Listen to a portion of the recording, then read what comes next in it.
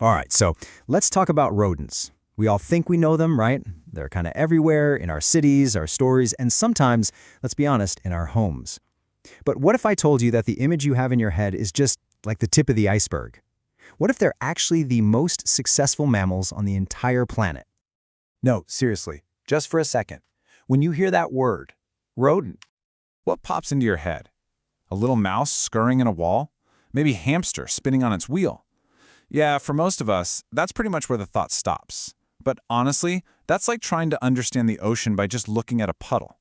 The real story is so much bigger and way more amazing.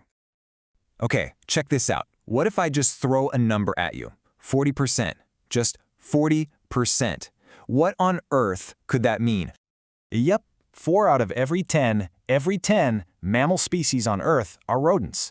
We're not talking about some small group of pests and pets here. We're talking about a global superpower. So, the big question is, how'd they do it? All right, so let's dig in. First up, let's just appreciate how incredibly dominant they are. See, it's not just about the sheer number of species, it's about where you find them. And the answer is pretty much everywhere. I mean, look at this. Their reach is just staggering. This is a group of animals that's native to every single major landmass, except, Antarctica. And get this, long before humans were building boats, rodents were already master explorers.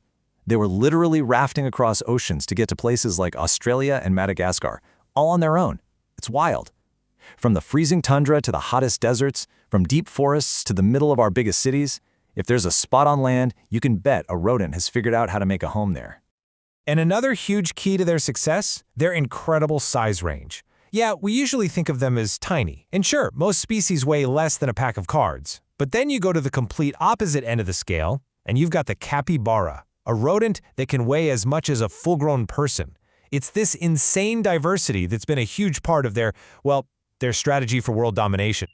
Okay, so what is it? What's the secret weapon? What's the one thing that connects a tiny little mouse with a giant capybara and gives them all this incredible advantage? Well, believe it or not, it's all in the teeth.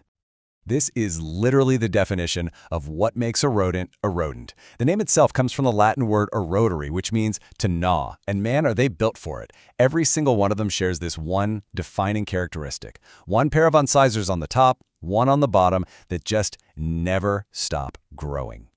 But wait, here's where it gets really clever. This is the genius part. They don't just grow forever. They're also constantly sharpening themselves.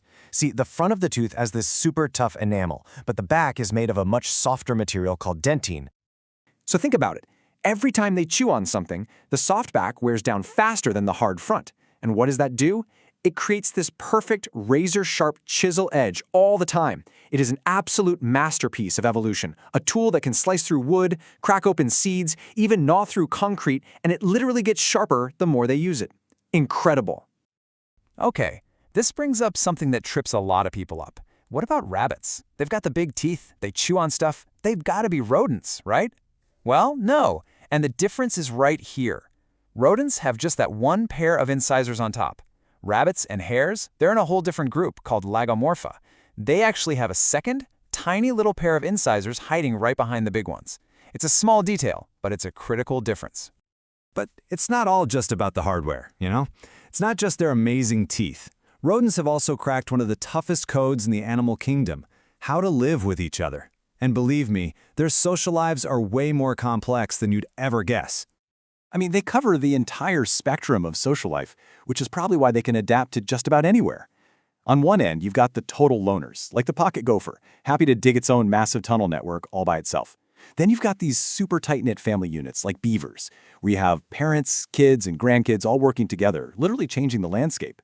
Then you get even bigger, these massive towns of prairie dogs, basically bustling rodent cities.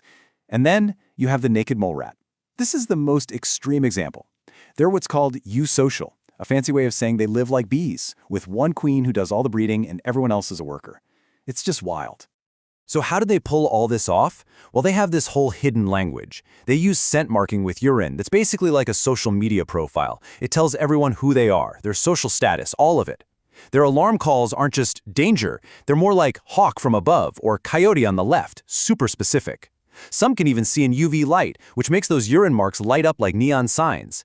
And others even talk by drumming their feet, sending messages through the ground itself. And maybe the most mind-blowing thing of all? Scientists discovered that when rats play, or, get this, when they're tickled, they let out these super high-frequency chirps. We can't even hear them. And researchers have compared this to laughter, actual laughter. So yeah, the next time you see a rat, just remember there's a chance it's feeling a kind of joy that's completely invisible to us.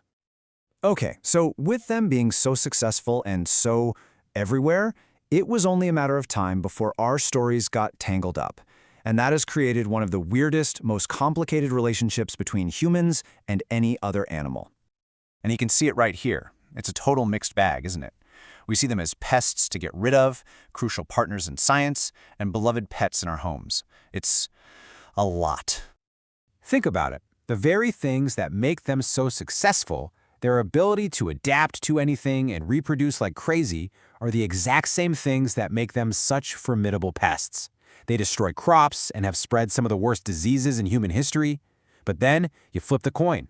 Those same traits, plus the fact that they're genetically pretty close to us, make lab mice and rats absolute heroes in medicine, responsible for countless breakthroughs. We've used their fur, and in many cultures, they're a vital food source.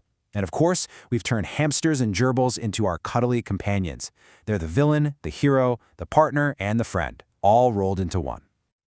And this whole story, their incredible success, it's not a new thing. These guys are ancient. The very first rodent fossils we found show up right after the dinosaurs got wiped out. They basically rose from the ashes of a global apocalypse and took over.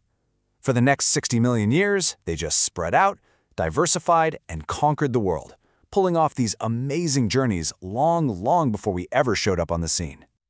Which brings us to one last, kind of humbling thought. You know, we live in a world that's changing so fast, mostly because of us. And we see so many animals struggling to keep up. But rodents? They almost seem to thrive on change. They are the ultimate adapters, survivors, and opportunists. They were here millions of years before us, and they have absolutely mastered the game of survival. So maybe the real question isn't just, will they be here long after we're gone? But what on earth can we learn from their incredible success story?